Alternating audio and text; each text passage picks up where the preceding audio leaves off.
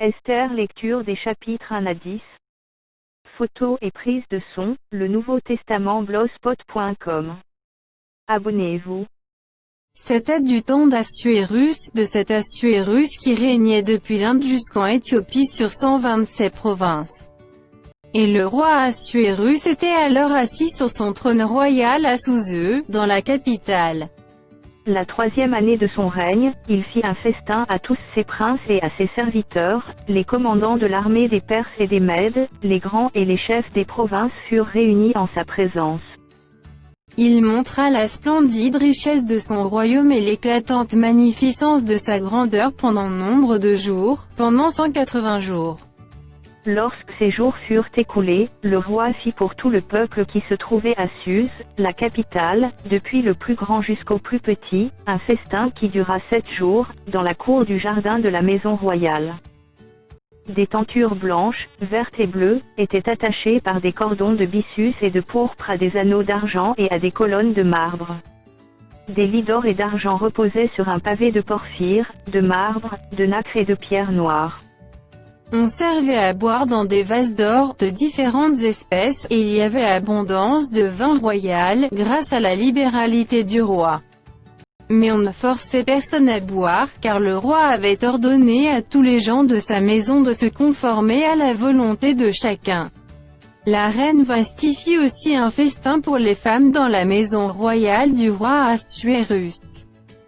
Le 7e jour, comme le cœur du roi était réjoui par le vin, il ordonna à Mehuman, Bista, Arbona, Bigta, Abagta, Zétar et Karka, les 7 eunuques qui servaient devant le roi Assuérus, d'amener en sa présence la reine Vasthi, avec la couronne royale, pour montrer sa beauté au peuple et aux grands, car elle était belle de figure.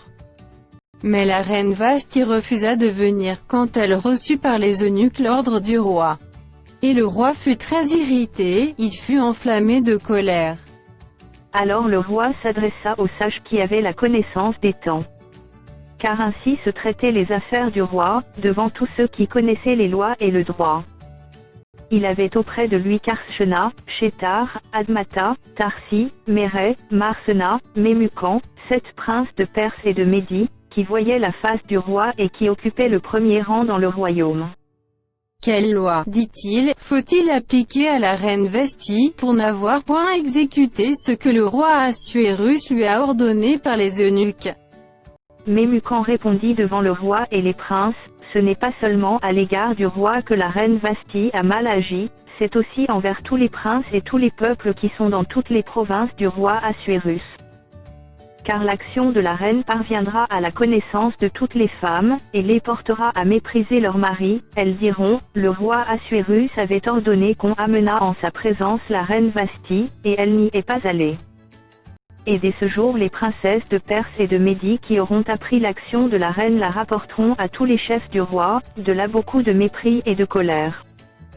Si le roi le trouve bon, qu'on publie de sa part et qu'on inscrive parmi les lois des Perses et des Mèdes, avec défense de la transgresser, une ordonnance royale d'après laquelle Vasthi ne paraîtra plus devant le roi Assuérus et le roi donnera la dignité de reine à une autre qui soit meilleure qu'elle.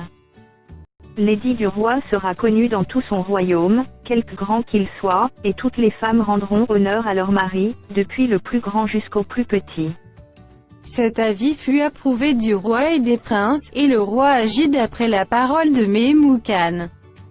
Il envoya des lettres à toutes les provinces du royaume, à chaque province selon son écriture et à chaque peuple selon sa langue. Elles portaient que tout homme devait être le maître dans sa maison, et qu'il parlerait la langue de son peuple.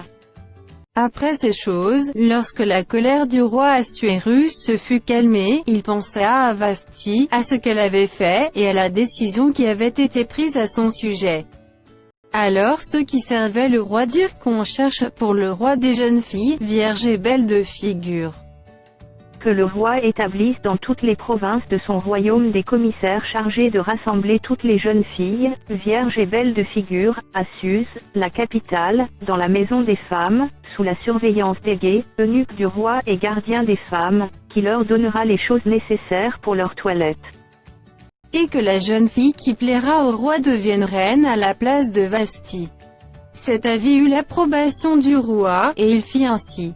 Il y avait dans Souzeu, la capitale, un juif nommé Mardoché, fils de Jaïr, fils de Shimei, fils de Kis, homme de Benjamin, qui avait été emmené de Jérusalem parmi les captifs déportés avec Jéconia, roi de Juda, par Nebuchadnezzar, roi de Babylone. Il élevait Hadassa, qui est Esther, fille de son oncle, car elle n'avait ni père ni mère. La jeune fille était belle de taille et belle de figure. À la mort de son père et de sa mère, Mardoché l'avait adoptée pour fille. Lorsqu'on eut publié l'ordre du roi et son édit, et qu'un grand nombre de jeunes filles furent rassemblées à Suse, la capitale, sous la surveillance d'Hégaï, Esther fut aussi prise et conduite dans la maison du roi, sous la surveillance d'Hégaï, gardien des femmes. La jeune fille lui plut, et trouva grâce devant lui, il s'empressa de lui fournir les choses nécessaires pour sa toilette et pour sa subsistance, lui donna cette jeune fille choisie dans la maison du roi, et la plaça avec ses jeunes filles dans le meilleur appartement de la maison des femmes. Esther ne fit connaître ni son peuple ni sa naissance, car Mardoché lui avait défendu d'en parler. Et chaque jour Mardoché allait et venait devant la cour de la maison des femmes, pour savoir comment se portait Esther et comment on la traitait. Chaque jeune fille allait à son tour vers le roi Assuérus, après avoir employé 12 mois à s'acquitter de ce qui était prescrit aux femmes. Pendant ce temps, elles prenaient soin de leur toilette, 6 mois avec de l'huile de myrrhe, et 6 mois avec des aromates et des parfums en usage parmi les femmes. C'est ainsi que chaque jeune fille allait vers le roi, et, quand elle passait de la maison des femmes dans la maison du roi, on lui laissait prendre avec elle tout ce qu'elle voulait. Elle y allait le soir, et le lendemain matin elle passait dans la seconde maison des femmes, sous la surveillance de Shaasgaz, eunuque du roi et gardien des concubines. Elle ne retournait plus vers le roi, à moins que le roi n'en eût le désir et qu'elle ne fût appelée par son nom. Lorsque son tour d'aller vers le roi fut arrivé, Esther, fille d'Abishaïl, oncle de Mardoché qui l'avait adoptée pour fille, ne demanda que ce qui fut désigné par Hégaï, eunuque du roi et gardien des femmes. Esther trouvait grâce aux yeux de tous ceux qui la voyaient. Esther fut conduite auprès du roi Assuérus, dans sa maison royale, le 10e mois, qui est le mois de Thébès, la 7e année de son règne. Le roi aima Esther plus que toutes les autres femmes, et elle obtint grâce et faveur devant lui plus que toutes les autres jeunes filles. Il mit la couronne royale sur sa tête, et la fit reine à la place de Vasti. Le roi donna un grand festin à tous ses princes et à ses serviteurs, un festin en l'honneur d'Esther, il accorda du repos aux provinces, et fit des présents avec une libéralité royale. La seconde fois qu'on assembla les jeunes filles, Mardoché était assis à la porte du roi. Esther n'avait fait connaître ni sa naissance ni son peuple, car Mardoché le lui avait défendu, et elle suivait les ordres de Mardoché aussi fidèlement qu'à l'époque où elle était sous sa tutelle. Dans ce même temps, comme Mardoché était assis à la porte du roi, Bigtan et Teresh, 2 eunuques du roi, gardes du seuil, cédèrent à un mouvement d'irritation et voulurent porter la main sur le roi Assuérus. Mardoché eut connaissance de la chose et en informa la reine Esther, qui la redit au roi de la part de Mardoché. Le fait ayant été vérifié et trouvé exact, les 2 eunuques furent pendus à un bois. Et cela fut écrit dans le livre des chroniques en présence du roi. Après ces choses, le roi Assuérus fit monter au pouvoir Aman, fils d'Amédatha, el-Agagite, il l'éleva en dignité et plaça son siège au-dessus de ceux de tous les chefs qui étaient auprès de lui. Tous les serviteurs du roi, qui se tenaient à la porte du roi, fléchissaient le genou et se prosternaient devant Aman, car tel était l'ordre du roi à son égard. Mais Mardoché ne fléchissait point le genou et ne se prosternait point. Et les serviteurs du roi, qui se tenaient à la porte du roi, dirent à Mardoché, « Pourquoi transgresses-tu l'ordre du roi ?» Comme ils le lui répétaient chaque jour et qu'il ne les écoutait pas, ils en firent rapport à Aman, pour voir si Mardoché persisterait dans sa résolution, car il leur avait dit qu'il était juif. Et Aman vit que Mardoché ne fléchissait point le genou et ne se prosternait point devant lui. Il fut rempli de fureur.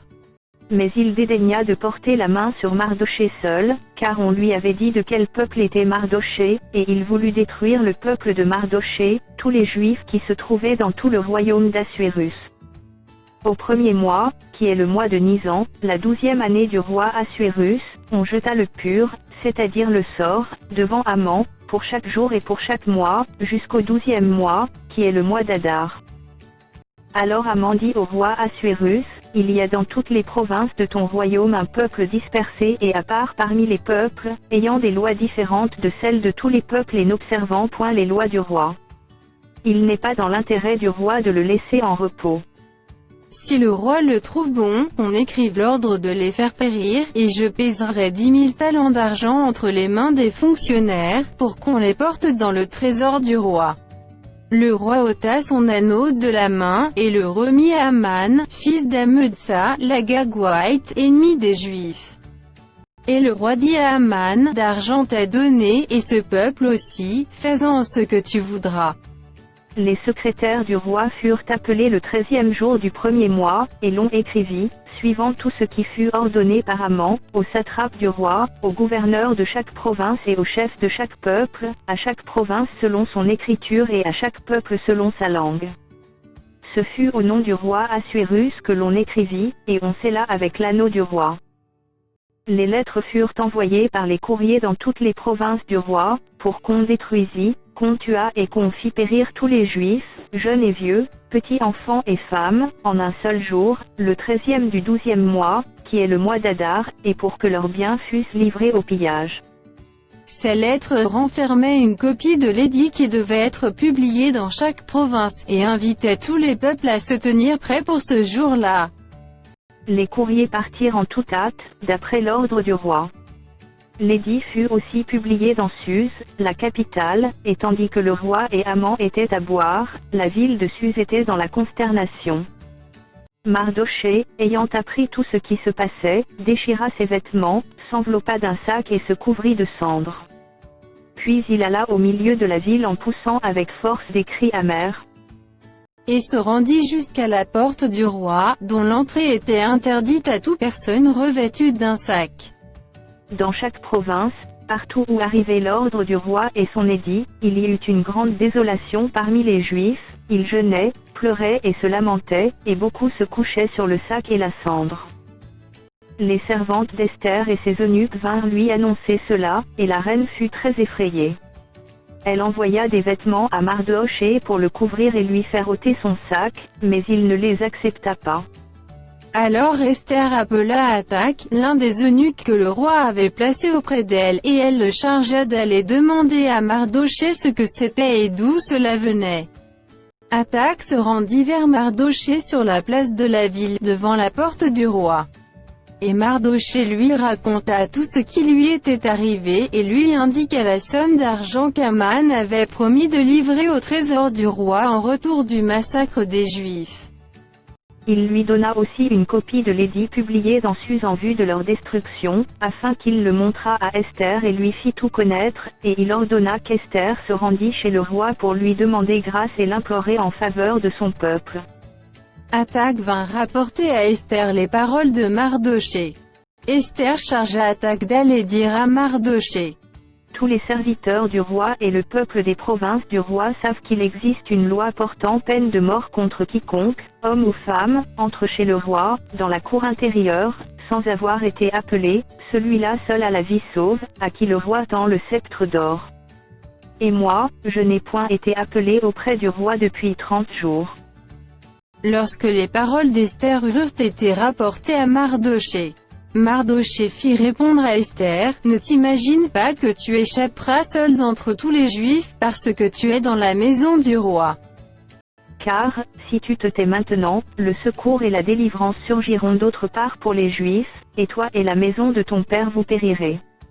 Et qui sait si ce n'est pas pour un temps comme celui-ci que tu es parvenu à la royauté. » Esther envoya dire à Mardochée, Va, rassemble tous les Juifs qui se trouvent à Suse, et jeûnez pour moi, sans manger ni boire pendant 3 jours, ni la nuit ni le jour. Moi aussi, je jeûnerai de même avec mes servantes, puis j'entrerai chez le roi, malgré la loi, et si je dois périr, je périrai. Mardochée s'en alla, et fit tout ce qu'Esther lui avait ordonné. Le troisième jour, Esther mit ses vêtements royaux et se présenta dans la cour intérieure de la maison du roi, devant la maison du roi. Le roi était assis sur son trône royal dans la maison royale, en face de l'entrée de la maison. Lorsque le roi vit la reine Esther debout dans la cour, elle trouva grâce à ses yeux, et le roi tendit à Esther le sceptre d'or qu'il tenait à la main. Esther s'approcha, et toucha le bout du sceptre. Le roi lui dit, « Qu'as-tu, reine Esther, et que demandes-tu ? Quand ce serait la moitié du royaume, elle te serait donnée. » Esther répondit, « Si le roi le trouve bon, que le roi vienne aujourd'hui avec Aman au festin que je lui ai préparé. » Et le roi dit, « Allez tout de suite chercher Aman, comme le désire Esther. » Le roi se rendit avec Aman au festin qu'avait préparé Esther. Et pendant qu'on buvait le vin, le roi dit à Esther, « Quelle est ta demande ? Elle te sera accordée. Que désires-tu ? Quand ce serait la moitié du royaume, tu l'obtiendras. » Esther répondit, « Voici ce que je demande et ce que je désire. Si j'ai trouvé grâce aux yeux du roi, et s'il plaît au roi d'accorder ma demande et de satisfaire mon désir, que le roi vienne avec Aman au festin que je leur préparerai, et demain je donnerai réponse au roi selon son ordre. » Aman sortit ce jour-là, joyeux et le cœur content. Mais lorsqu'il vit, à la porte du roi, Mardochée qui ne se levait ni ne se remuait devant lui, il fut rempli de colère contre Mardochée.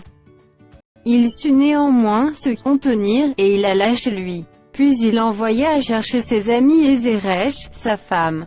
Aman leur parla de la magnificence de ses richesses, du nombre de ses fils, de tout ce qu'avait fait le roi pour l'élever en dignité, et du rang qu'il lui avait donné au-dessus des chefs et des serviteurs du roi.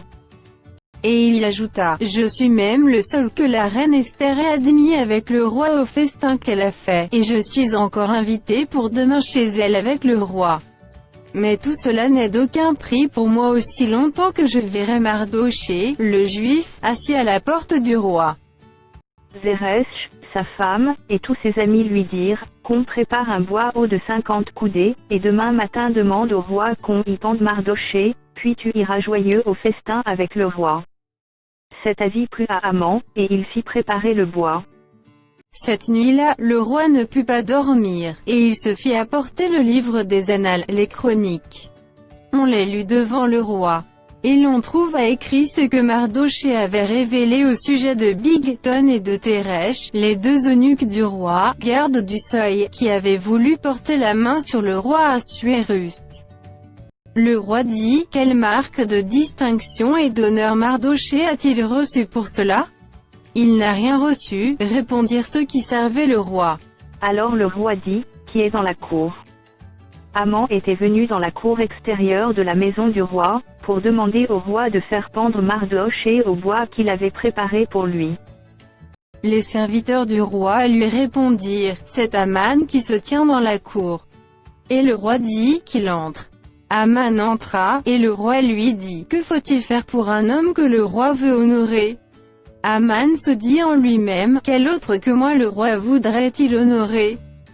Et Aman répondit au roi, « Pour un homme que le roi veut honorer, il faut prendre le vêtement royal dont le roi se couvre et le cheval que le roi monte et sur la tête duquel se pose une couronne royale.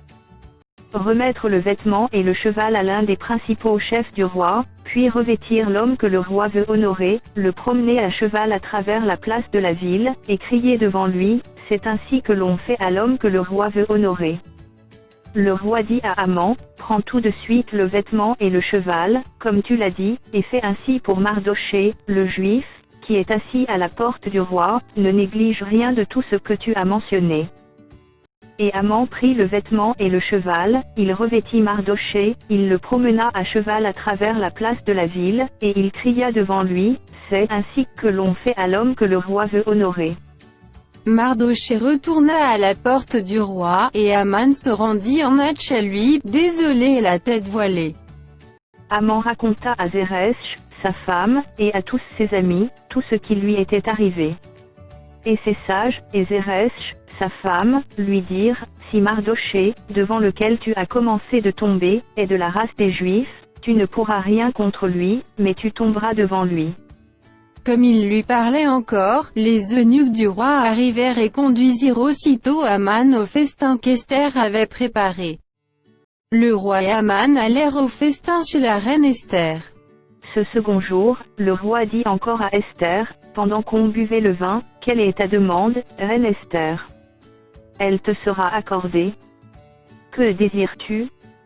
Quand ce serait la moitié du royaume, tu l'obtiendras. » La reine Esther répondit, « Si j'ai trouvé, grâce à tes yeux, au roi, et si le roi le trouve bon, accorde-moi la vie, voilà ma demande, et sauve mon peuple, voilà mon désir. Car nous sommes vendus, moi et mon peuple, pour être détruits, égorgés, anéantis. Encore si nous étions vendus pour devenir esclaves et servantes, je me tairais, mais l'ennemi ne saurait compenser le dommage fait au roi. » Le roi Assuérus prit la parole et dit à la reine Esther, « Qui est-il et où est-il celui qui se propose d'agir ainsi ?» Esther répondit, « L'oppresseur, l'ennemi, c'est Aman, ce méchant-là. » Aman fut saisi de terreur en présence du roi et de la reine. Et le roi, dans sa colère, se leva et quitta le festin, pour aller dans le jardin du palais. Aman resta pour demander grâce de la vie à la reine Esther, car il voyait bien que sa perte était arrêtée dans l'esprit du roi. Lorsque le roi revint du jardin du palais dans la salle du festin, il vit Aman qui s'était précipité vers le lit sur lequel était Esther, et il dit, « Serait-ce encore pour faire violence à la reine, chez moi, dans le palais ?» Dès que cette parole fut sortie de la bouche du roi, on voila le visage d'Aman.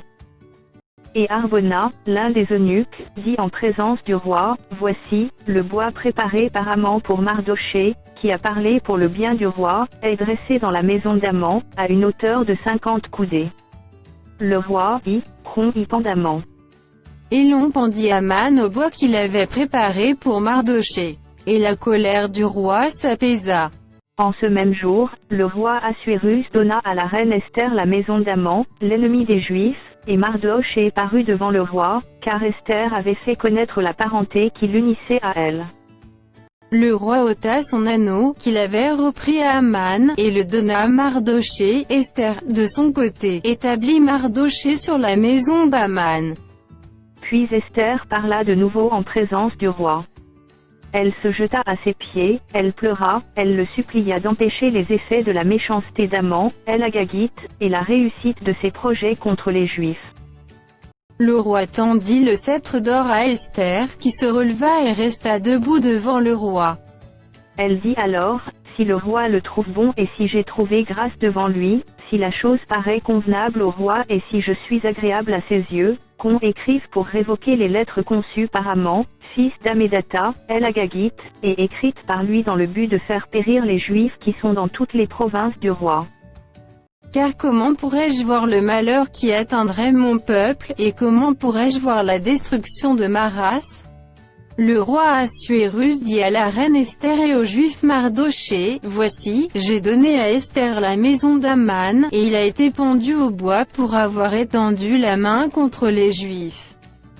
Écrivez donc en faveur des Juifs comme il vous plaira, au nom du roi, et scellez avec l'anneau du roi, car une lettre écrite au nom du roi et scellée avec l'anneau du roi ne peut être révoquée. » Les secrétaires du roi furent appelés en ce temps, le 23e jour du 3e mois, qui est le mois de Sivan, et l'on écrivit, suivant tout ce qui fut ordonné par Mardochée, aux Juifs, aux satrapes, aux gouverneurs et aux chefs des 127 provinces situées de l'Inde à l'Éthiopie, à chaque province selon son écriture, à chaque peuple selon sa langue, et aux Juifs selon leur écriture et selon leur langue. On écrivit au nom du roi Assuérus, et l'on scella avec l'anneau du roi. On envoya les lettres par des courriers ayant pour monture des chevaux et des mulets nés de juments. Par ces lettres, le roi donnait aux Juifs, en quelque ville qu'ils fussent, la permission de se rassembler et de défendre leur vie, de détruire, de tuer et de faire périr, avec leurs petits enfants et leurs femmes, tous ceux de chaque peuple et de chaque province qui prendraient les armes pour les attaquer, et de livrer leurs biens au pillage. Et cela en un seul jour, dans toutes les provinces du roi Assuérus, le 13e du 12e mois, qui est le mois d'Adar. Ces lettres renfermaient une copie de l'édit qui devait être publiée dans chaque province, et informaient tous les peuples que les Juifs se tiendraient prêts pour ce jour-là à se venger de leurs ennemis. Les courriers, montés sur des chevaux et des mulets, partirent aussitôt et en toute hâte, d'après l'ordre du roi. L'édit fut aussi publié dans Souzeu, la capitale. Mardochée sortit de chez le roi, avec un vêtement royal bleu et blanc, une grande couronne d'or, et un manteau de byssus et de pourpre. La ville de Suse poussait des cris et se réjouissait. Il n'y avait pour les Juifs que bonheur et joie, allégresse et gloire. Dans chaque province et dans chaque ville, partout où arrivait l'ordre du roi et son édit, il y eut parmi les Juifs de la joie et de l'allégresse, des festins et des fêtes. Et beaucoup de gens d'entre les peuples du pays se firent juifs, car la crainte des Juifs les avait saisis. Au 12e mois, qui est le mois d'Adar, le 13e jour du mois, jour où devait s'exécuter l'ordre et l'édit du roi, et où les ennemis des Juifs avaient espéré dominer sur eux, ce fut le contraire qui arriva, et les Juifs dominèrent sur leurs ennemis. Les Juifs se rassemblèrent dans leurs villes, dans toutes les provinces du roi Assuérus, pour mettre la main sur ceux qui cherchaient leur perte, et personne ne put leur résister, car la crainte qu'on avait d'eux s'était emparée de tous les peuples. Et tous les chefs des provinces, les satrapes, les gouverneurs, les fonctionnaires du roi, soutinrent les Juifs, à cause de l'effroi que leur inspirait Mardochée. Car Mardochée était puissant dans la maison du roi, et sa renommée se répandait dans toutes les provinces parce qu'il devenait de plus en plus puissant. Les Juifs frappèrent à coups d'épée tous leurs ennemis, ils les tuèrent et les firent périr, ils traitèrent comme il leur plut ceux qui leur étaient hostiles. Dans Souzeu, la capitale, les Juifs tuèrent et firent périr 500 hommes. Et ils égorgèrent par Chandata, Talphon, Aspasa, Porata, Adalia, Aridata, Parmashta, Arisaï, Aridaï et Vadjezata. Les 10 fils d'Aman, fils d'Amedsa, l'ennemi des Juifs. Mais ils ne mirent pas la main au pillage. Ce jour-là, le nombre de ceux qui avaient été tués dans Souzeu, la capitale, parvint à la connaissance du roi. Et le roi dit à la reine Esther, les Juifs ont tué et fait périr dans Suse, la capitale, 500 hommes et les 10 fils d'Aman, qu'auront-ils fait dans le reste des provinces du roi? Quelle est ta demande? Elle te sera accordée. Que désires-tu encore? Tu l'obtiendras. Esther répondit, si le roi le trouve bon, qu'il soit permis aux Juifs qui sont à Suse d'agir encore demain selon le décret d'aujourd'hui, et que l'on pende au bois les 10 fils d'Aman. Et le roi ordonna de faire ainsi. L'édit fut publié dans Souzeu. On pendit les 10 fils d'Aman. Et les Juifs qui se trouvaient à Suse se rassemblèrent de nouveau le 14e jour du mois d'Adar et tuèrent dans Suse 300 hommes. Mais ils ne mirent pas la main au pillage. Les autres Juifs qui étaient dans les provinces du roi se rassemblèrent et défendirent leur vie, ils se procurèrent du repos en se délivrant de leurs ennemis, et ils tuèrent 75 000 de ceux qui leur étaient hostiles. Mais ils ne mirent pas la main au pillage. Ces choses arrivèrent le 13e jour du mois d'Adar. Les Juifs se reposèrent le 14e, et ils en firent un jour de festin et de joie. Ceux qui se trouvaient à Souzeu, s'étant rassemblés le 13e jour et le 14e jour, se reposèrent le 15e, et ils en firent un jour de festin et de joie. C'est pourquoi les Juifs de la campagne, qui habitent des villes sans murailles, font du 14e jour du mois d'Adar un jour de joie, de festin et de fête, où l'on s'envoie des portions les uns aux autres. Mardochée écrivit ces choses, et il envoya des lettres à tous les Juifs qui étaient dans toutes les provinces du roi Assuérus, au près et au loin. Il leur prescrivait de célébrer chaque année le 14e jour et le 15e jour du mois d'Adar, comme les jours où ils avaient obtenu du repos en se délivrant de leurs ennemis, de célébrer le mois où leur tristesse avait été changée en joie et leur désolation en jours de fête, et de faire de ces jours des jours de festin et de joie où l'on s'envoie des portions les uns aux autres et où l'on distribue des dons aux indigents. Les Juifs s'engagèrent à faire ce qu'ils avaient déjà commencé et ce que Mardochée leur écrivit. Car Aman, fils d'Amédata, El-Agagite, ennemi de tous les Juifs, avait formé le projet de les faire périr, et il avait jeté le pur, c'est-à-dire le sort, afin de les tuer et de les détruire. Mais Esther s'étant présentée devant le roi ordonna par écrit de faire retomber sur la tête d'Aman le méchant projet qu'il avait formé contre les Juifs, et de le pendre au bois, lui et ses fils. C'est pourquoi on appela ces jours Purim, du nom de Pur. D'après tout le contenu de cette lettre, d'après ce qu'ils avaient eux-mêmes vu et ce qui leur était arrivé. Les Juifs prirent pour eux, pour leur postérité, et pour tous ceux qui s'attacheraient à eux, la résolution et l'engagement irrévocable de célébrer chaque année ces 2 jours, selon le mode prescrit et au temps fixé. Ces jours devaient être rappelés et célébrés de génération en génération, dans chaque famille, dans chaque province et dans chaque ville, et ces jours de Purim ne devaient jamais être abolis au milieu des Juifs, ni le souvenir s'en effacer parmi leurs descendants. La reine Esther, fille d'Abichaïl, et le juif Mardoché écrivirent d'une manière pressante une seconde fois pour confirmer la lettre sur les Purim. On envoya des lettres à tous les Juifs, dans les 127 provinces du roi Assuérus. Elles contenaient des paroles de paix et de fidélité. Pour prescrire ces jours de Purim au temps fixé, comme le juif Mardoché et la reine Esther les avaient établis pour eux, et comme ils les avaient établis pour eux-mêmes et pour leur postérité, à l'occasion de leurs jeûnes et de leurs cris. Ainsi l'ordre d'Esther confirma l'institution des Purim, et cela fut écrit dans le livre. Le roi Assuérus imposa un tribut au pays et aux îles de la mer.